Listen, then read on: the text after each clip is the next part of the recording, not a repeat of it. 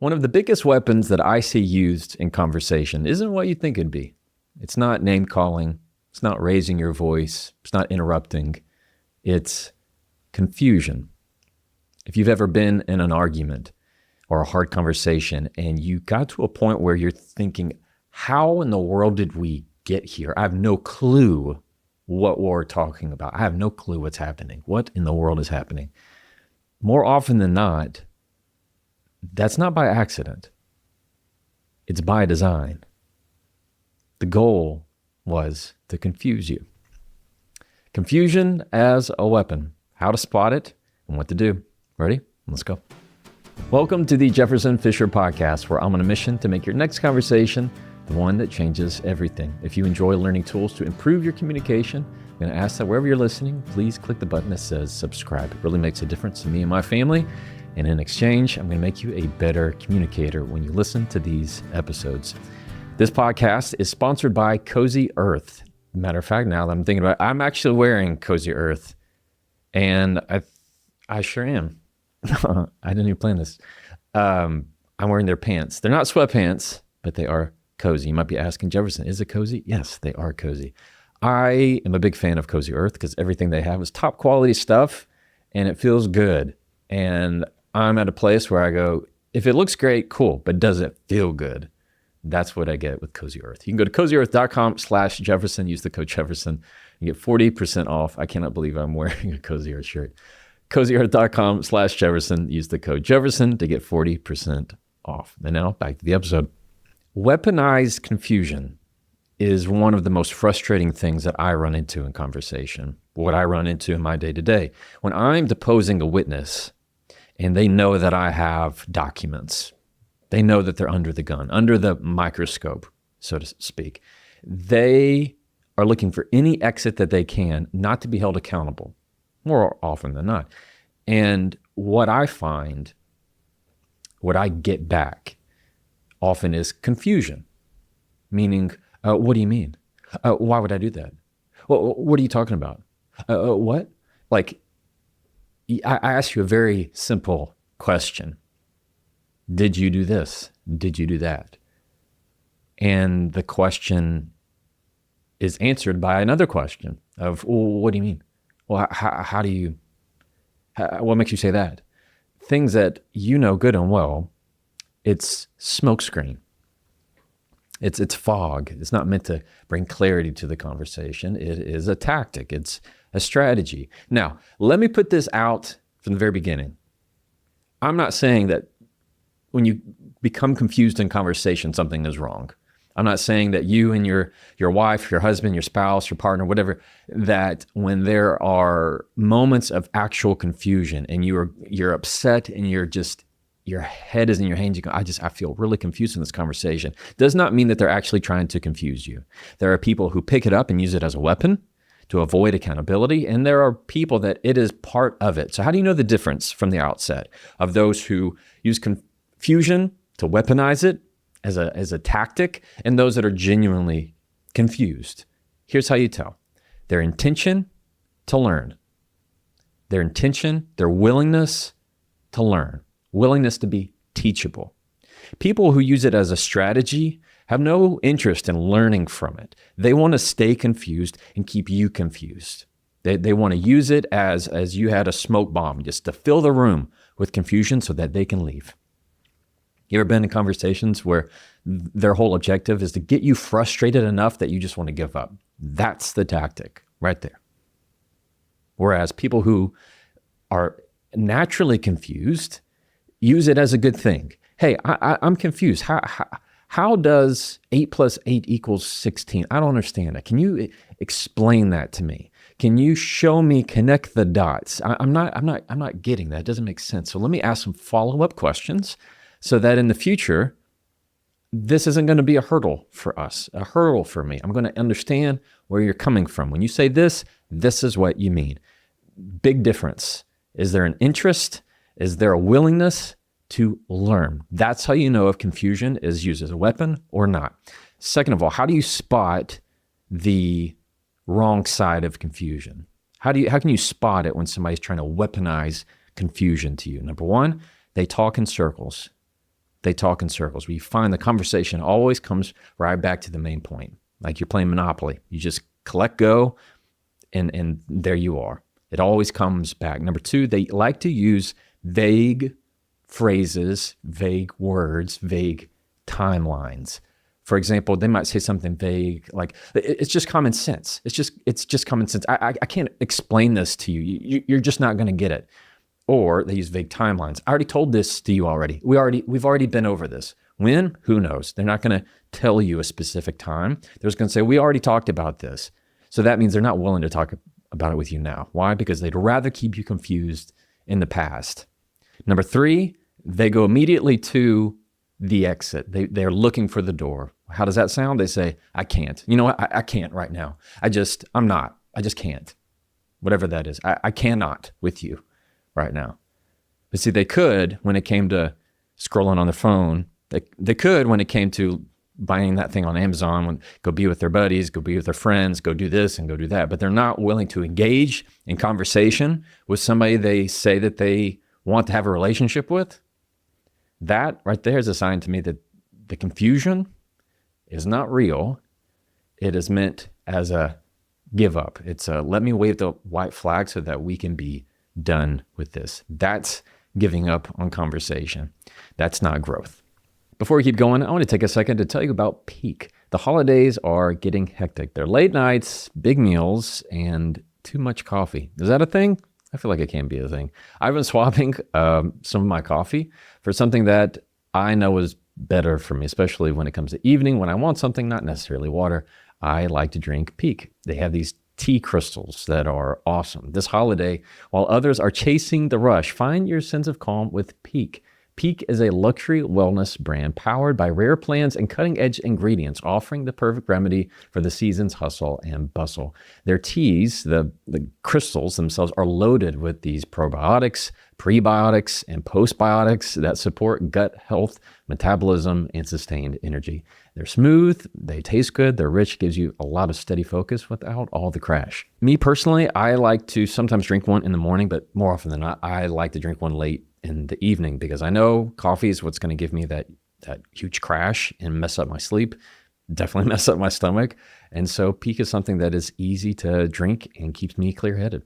Feel the holiday magic and unlock your healthiest glow with the most exciting offer of the season. 20% off site-wide for life, plus a complimentary exclusive holiday bundle. Go to peaklife.com/Jefferson. That's PIQUE life.com/Jefferson. Try it and glow from the inside out. And now back to the episode. So maybe you're asking yourself, all right, I get the 3 points. I get how people use it as circular talk. I see how they want to use vague concepts. I see how they just use it to have a King's X and say, I'm out of this conversation without actually engaging in dialogue. What do I do about it? Well, I'm going to tell you. When it comes to the circular dialogue, this merry-go-round that you feel like you're continuing to go on, what I have found most helpful in hard conversations is I will say, give me the headline. Can you give me the headline? Meaning I'm going to ask the other person to, like a newspaper, give me the headline of what is coming up for you right now. Because we can have these big major subjects, and then what happens is we get lost in all the details, and then we're just fighting over details. And then one of us says always or never, and then it's all out the door. And it's not, I don't ever do that. I don't always do this. Yes, you do. And before you know it, you are 10 miles off of the starting point of where you need to be.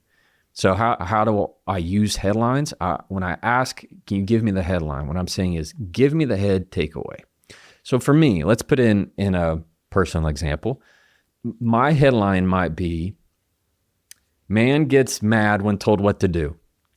Like that's, more often than not, that's mine. Like I don't like to be told what to do, be pushed on somebody else's time frame when I'm not ready to do it right now.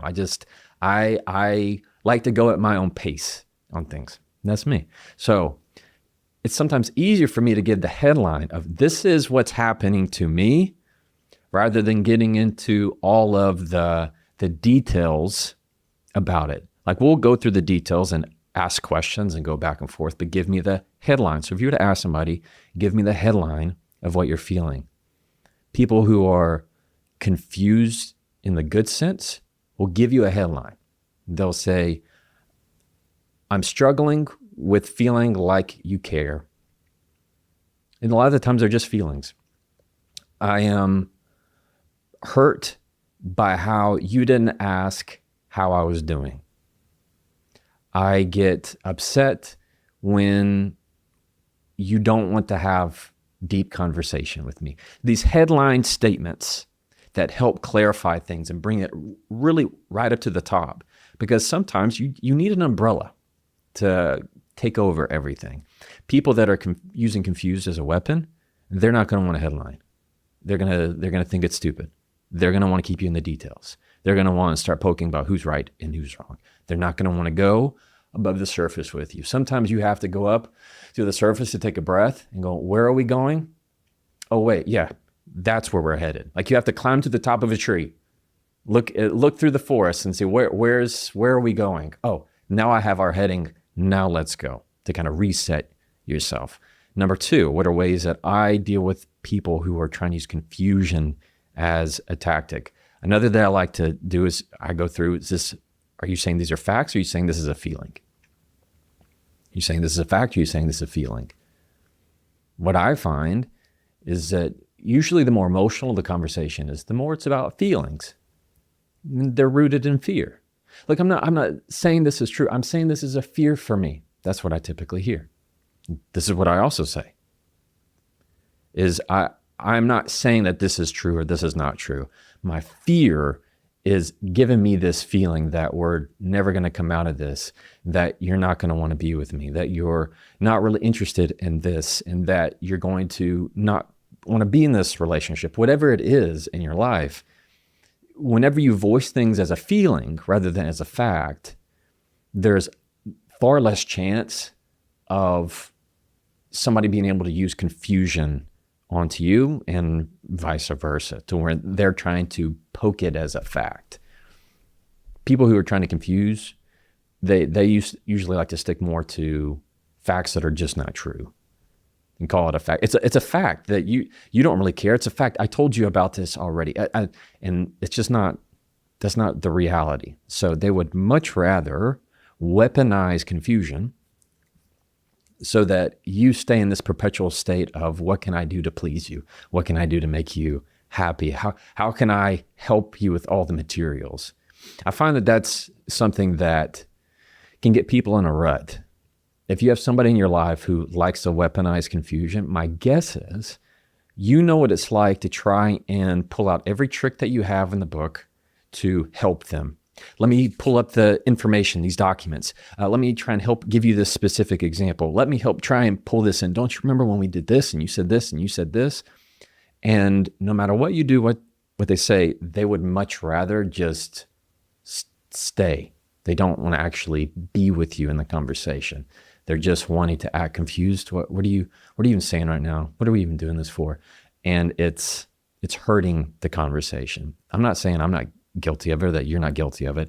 I'm saying we've all been that in our life, and we know how detrimental it can be when you try to perpetually stay in a state of confusion that will tank the conversation rather than have you walk through the conversation together. Number three, what I find, especially with the people that are saying, I can't do this, is to get as detailed as I can. Slow it down. When I say, okay, no problem. Let's slow it all the way down at your pace. Can we go at your pace? See, they're not going to like that when they're using confusion for bad. They're not going to like when you say, well, then let's go at your pace. Most likely you're going to see, you know what? I can't. I'm over this. What are we even doing? Using confusion as a smokescreen. If you slow it down at their pace, they really have no excuse. I'll go at your pace. What can I help with? And then I'll tell you what I need help with. When you just go like left foot, right foot, left foot, right foot, to go on through the conversation, versus when you feel like you have to just give all the information, you get into over-explaining. That can be to me, over-explaining can be a source of true confusion. When you're giving me so much information, I don't know what to do with it. I don't know how to sift that much information right now, because you might be bringing up big things important things, sensitive things that are nuanced in a lot of ways, and they're complex. Whenever you over-explain, that can be a problem. So just watch out for that. What are we talking about here? Am I confusing you as a weapon? No. What I want you to understand is that in conversation, there are times when confusion is something that is used as a sign of here is where we can improve. There is also a place for confusion that makes sure that you will never improve because it is being used to strike you down. In law, there are legal concepts in case law that the phrase is to use as a sword and a shield, meaning sometimes in legal principles, they'll try to use something in law as both a way to strike down something and also a way to shield themselves, that to say they're immune from it. Confusion is kind of that same thing. Might try to put you down. You're so confusing, and yet when you try to clarify, they all of a sudden put it up and say, well, but I don't know, I'm confused. I don't understand. They're not really wanting to. They want their cake and eat it too, kind of thing. They want it both ways. They want everybody to be confused. So that's the point here, is that just because somebody's confused does not mean that they truly are. They might just want to be out of the conversation. So watch out for that. Watch out for the people who do that. And it's usually a habit. You see it over and over again. Depends on the level of relationship. People that are quickly confused in the bad sense are people that are usually lower on the emotional intelligence scale. They don't have nearly the longevity to be in conversation longer with you. And that takes time and that takes growth. Just watch for that. Be careful of that in your conversations. Confusion as a weapon, from narcissists to gaslighters to toxic to anything, to you and me and everybody who means it for good. It is not what you do with the confusion. It is your true intent behind it. Are you willing to use it to learn? That's how to handle it. As always, you can try that and follow me.